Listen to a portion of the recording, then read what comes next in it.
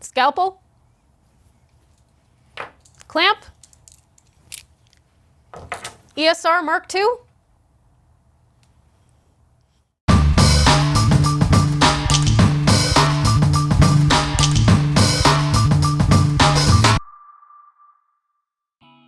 Let's talk about Empire Ear's new ESR MK-II IEM and its surgical-like precision.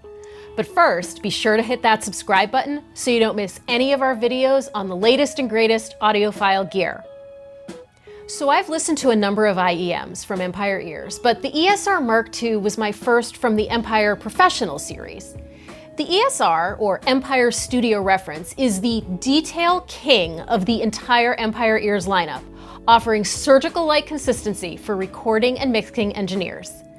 When Empire introduced the second generation of the ESR, they highlighted a more reference sound with more controlled bass, a wider soundstage, and absolutely ludicrous resolution.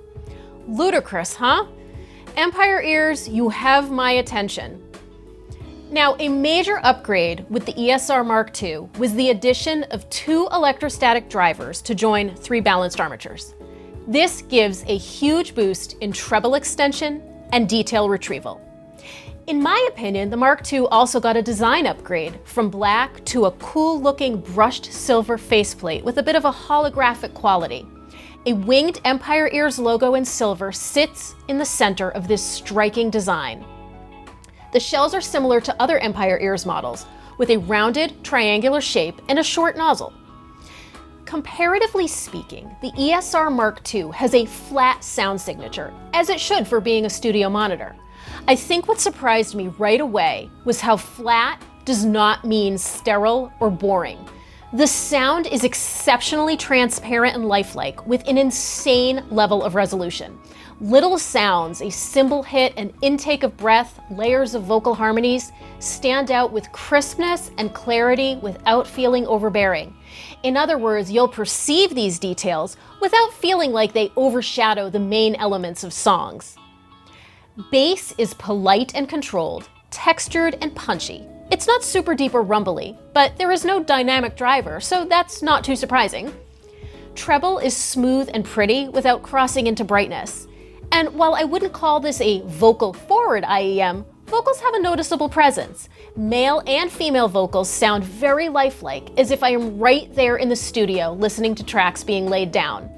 They're not overly emotive, but they're notable for their clarity. I was especially pleased with the imaging on the ESR MK-II. These IEMs gave me a real sense of where the various instruments and vocalists were positioned. You could contrast this with a sense of a compressed soundstage, whereby the music comes to you as more of an amorphous unit rather than individual elements in a 3D space. Now, if you're spending over $1,000 for a headphone or IEM, you'd expect imaging to be solid. I'm just saying that it was something that particularly impressed me with the ESR. As for soundstage, I found it to be wide for an IEM, but still more intimate on the whole.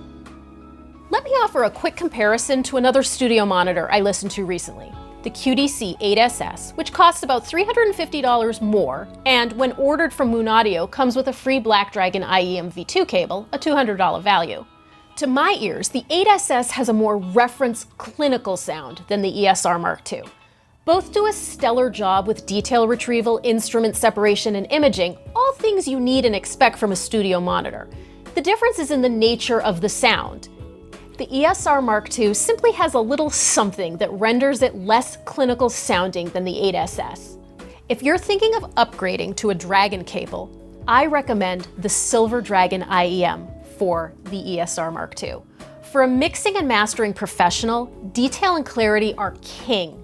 UPOCC silver strands in the Silver Dragon will open up the soundstage and lend light, air, and definition to your music. The Silver Dragon will add top-end resolution and find lost mids and highs.